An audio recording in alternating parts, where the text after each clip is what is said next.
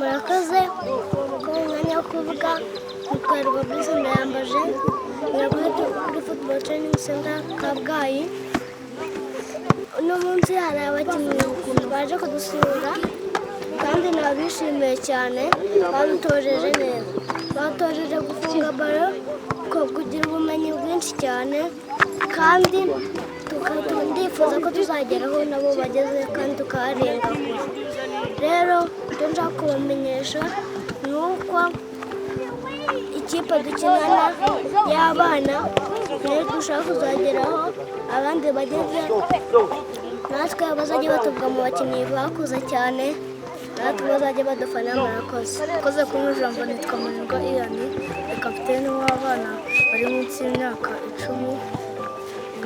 Nishimiye ko hari abakinnyi baje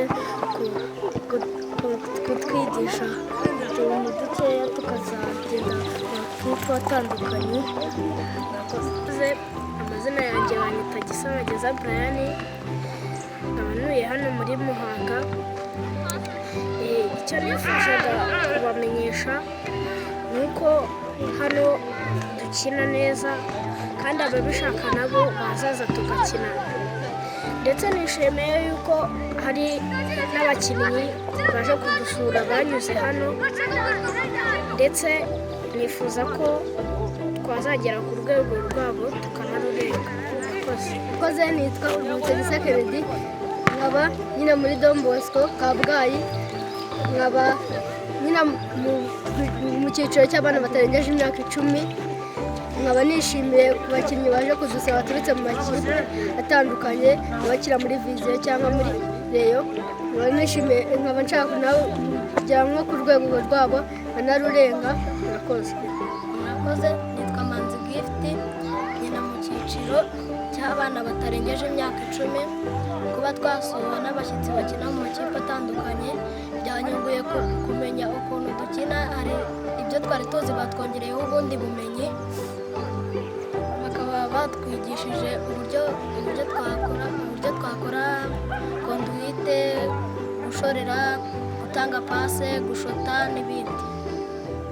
Amazina yanjye banyita Cedric, akaba ni kapiteni w'icyiciro kitarengeje imyaka 10. Nishimiye kuba bano bakinnyi baturutse mu makipe akomeye badusuye, uko batwigishije byinshi, batwunguye byinshi, batwigishije gushorera baro, batwigisha uko watanga pasi, batwigisha ubumenyi kuzajya twumvira ababyeyi, kuzajya tujya kwiga, kuzajya twitabira imyitozo ku gihe. icyo nasoza mbabwira ni uko nawe nshaka kuzaba umukinnyi nakarenza n'urwego bariho.